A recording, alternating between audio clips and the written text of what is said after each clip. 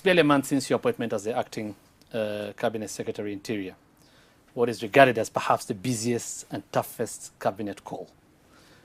Considering, with all due respect, because you've served in other capacities and you have been praised for that, considering you don't have a background in provincial administration or security, how difficult has it been for you?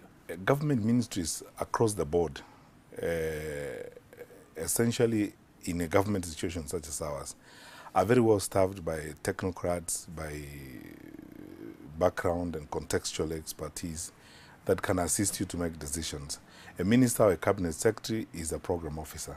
You direct programs and you listen to people, you listen to advice, you listen to reports, you read information, and you are assisted to make decisions by smart people who are around. The Ministry of Interior and Coordination of National Government is one of our best staffed in this government. It's not as if you arrive in a ministry and run it alone, as it were. We have a huge team, an army of expertise in the ministry, which I've been relying on and I've been working with. And I find it interesting. It's got its own, unusual characteristics. How different is it? That's the but it's okay. It's much more regimented because, this is the security sector. Everything must be planned effectively before you act. You have to be cautious 10 times before you take decisions, because any actions you take and decisions you take in the Ministry of Interior have an immediate effect on the population, on the stability of the country, and so on. And then, most importantly, I find that it is more taxing in terms of you have to be in the know at all times, and you have to understand what's happening in every nook and corner of the country. Right. It's a very regimented structure, from the national government to the regional administration to the county government, sub-county governments, all the way to the sub-locations and to the village heads. So at all times, you have to make sure that the chain is working so that you are effectively informed and you have the feedback that you need from the ground. So that is new to me. Right. But I find it interesting in its own right. Right. One thing that you have to make sure works, of course, is on Tuesday as we go to the elections, and how secure the country should be. What would you say is the level of security as we go to the elections? What can you assure Kenyans? As I always say, I can look Kenyans in the face and tell them this. Given the briefing that I have received, given the work that I have seen being done by the heads of our security agencies across the country, our country is secure, our country is safe. No one needs to fear anything. We are going into elections during probably the most peaceful pre-election period we've ever had since independence. We have had elections 11 times. We are voting the 12th time as a nation. And this, going by the data that we have, has been the most peaceful pre-election period. And that can be explained in very many ways. And it's a reason of a much more careful government, a much more effective government, much more management of the, better management of the security sector. Institutions that were created as a result of Constitution 2010, like the NCIC, a lot of public awareness that has been created. And of course, the majority of the nation, I mean, the country has grown over a period of time, and Kenyans have become more and more mature. Our level of integration is higher than it was in the past. The Kenyans doing business and living in various parts of the country, and they're fine with that. And the country is much more open than it was in the past, as it were. And as a result of that, and because of a very effective and facilitative statutory environment or ecosystem, we're having a fairly peaceful pre-election period. Right. And I look forward to Tuesday, being a peaceful time during the voting. Yet we are already seeing some people, let me say that, moving up country, some concerned about their security, and may even affect, it may make them not vote because of their movements that they'll make because of security. What do you tell these people? Well, I'll be honest with the public, as always, that it is probable that some people are moving from one part of the country to another because they feel, unsafe, or maybe they are fearing the experiences of past elections, and they're not sure this is actually going to be a different, election than the ones that happened in the past. But I would imagine that is probably the smallest of the numbers that are moving. People are moving because A, there are people who genuinely registered to vote up country. B, this is the holiday season, and a lot of people are moving, from urban to rural areas. Those whose children have been here, they're moving out. 3, ordinarily, because we always voted in December, people planned their leave, their annual leave and programs around the general elections time, and they took that time off to go. But Three, D, as I said, it is possible that there are people who feel either unsafe or who are fearing the past, or who, as a result of what happened in the past, think maybe this election may not be as safe as we are saying it's going to be. But here is my message to them. The system is much more efficient and faster than it has ever been in the past. So here is my assurance to the people of Kenya. I do not, as yet, and with all the information that I have and the briefings that I've received from all our colleagues across the board, I do not anticipate any challenge to security in the country.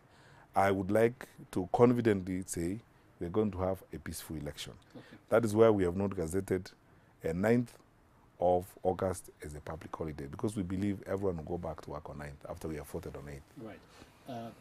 One of these, I mean, you're talking about how organized you are this time round. In terms of organization, what is your priority? Because we saw a while back the police released or revealed a list where they said there are hotspots that they will be looking at. What are your priorities in terms of deployment? How will you deploy? Are there places where we'll have more security presence than other places in this country, or it's going to be? What I'm going to tell you is a script from the National Police Service. You know, everyone needs to know, and I have to be careful these days myself. We're operating in a very strict legal regime, occasioned, of course, by the Constitution that we have. It is the responsibility of the National Police Service to police the country and look after law and order in the country. Now, that said, policing the country during the general elections, first of all, is a collaboration between the IEBC and the National Security Agencies. For this reason, we do not conduct elections. Government does not conduct elections. Our constitution is very clear. It is the IEBC that conducts elections. Our role is facilitative. So we will deploy as we are advised by IEBC. And our role is simple and straightforward: to facilitate and support the IEBC to deliver on its constitutional mandate. Namely, the IEBC tells us we have 42,000 plus polling stations across the country.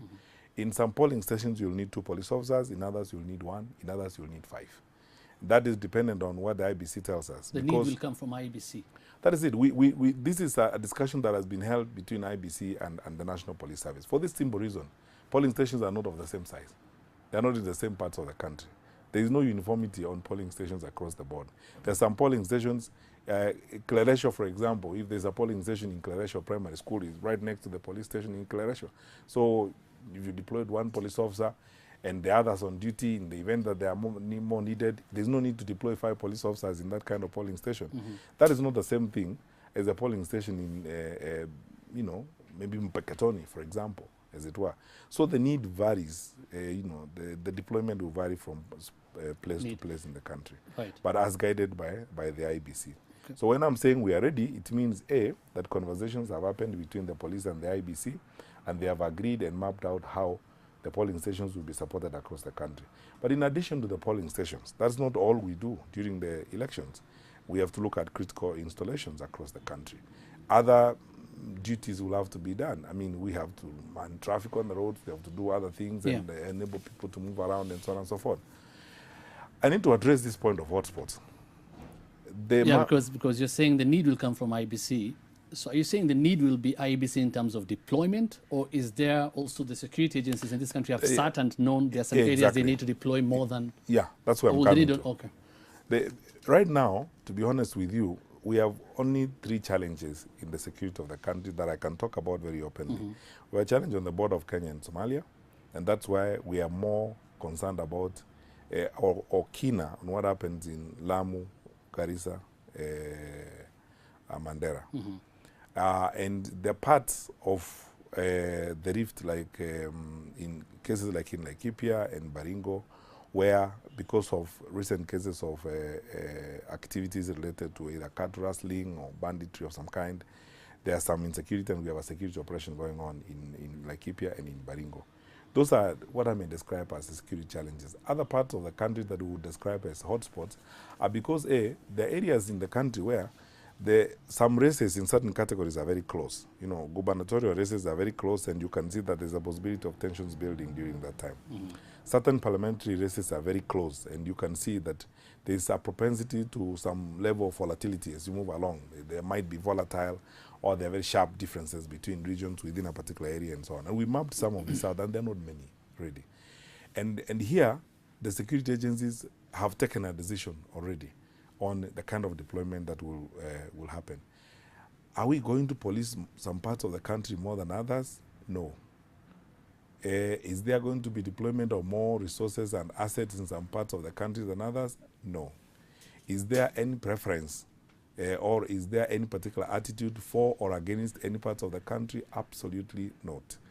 I have seen this being bandied around, you know, people saying, oh, in certain parts of the country, the police will cause problems. Yeah. And that brings me to my next question, which is in terms of deployment.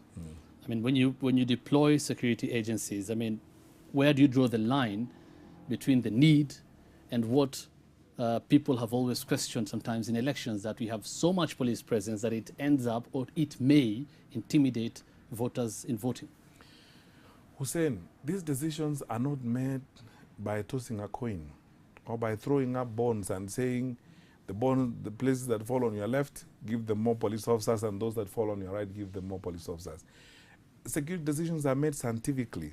They are made in a very methodical manner. Analysis, data is given, information, intelligence that has been collected over a period of time informs the decisions on the deployment that is going to happen. This is why, allow me to say this, it's actually lovable, some of the things you hear being said from political platforms.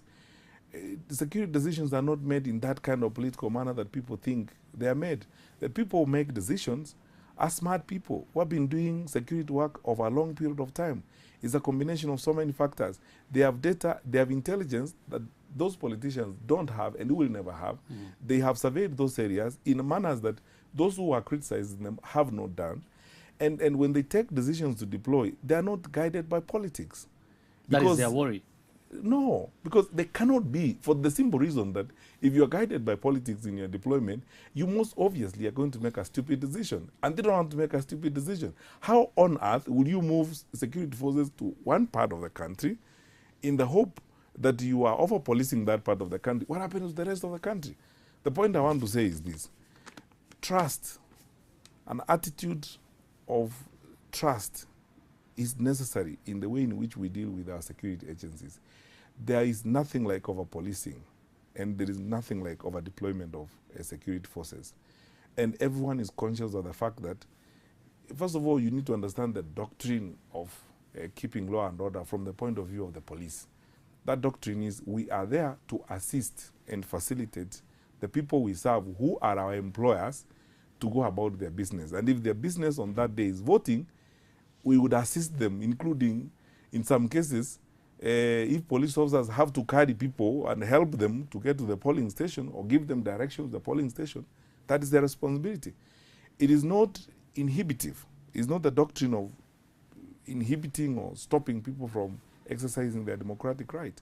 So, and because we are not a military state, the police will do their job of assisting the IBC in delivering on their constitutional mandate. Okay, you're talking about trust, and from one side, the opposition, they seem to have a problem with you in terms of trust again, because they accuse you, and you've had this, of high-handedness, saying you intimidate IBC officials, and talking about this NASA plan to support or to guard their votes, telling their supporters to man the polling stations. I'll quote what you said. You directed the police to decisively clear such persona by all means necessary. What did you mean by this? And what is so wrong with NASA's plan? Hussein, if I wasn't in public life, there's a language I would use that I don't have the luxury to use right now. But let me go over this very calmly. I am saying nothing outside of what is in the regulations of IEBC. When it comes to matters election, we are led by IEBC. There are regulations that IEBC has issued. We have even a manual that IBC actually describes as IBC Field Manual. And if you went into all their documents, they have said clearly themselves who is expected at a polling station. the presiding officer, the deputy presiding officer, poll clerks, and so on and so forth, including party agents. Those are election officials, the whole lot of them. Now, the responsibility of the police, you know, it's not us in the security sector who decide who's going to be at the polling station. It is decided by IEBC. We are there to facilitate the IEBC. If they are irrelevant people to the exercise, our job is to remove them. That is how we facilitate the IEBC. And in doing so, there's absolutely nothing new.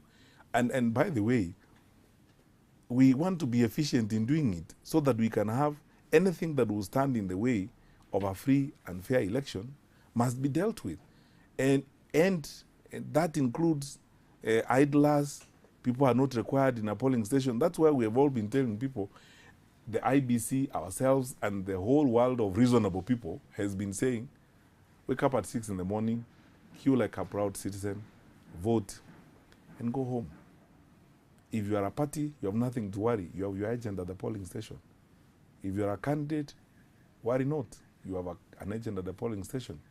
Election officials are clearly outlined who they are. That is all. So, as for trust, I don't know. I mean, look, as someone saying, you know, why this is lovable is this. I am 3 weeks old as the Minister of Interior, 21 days.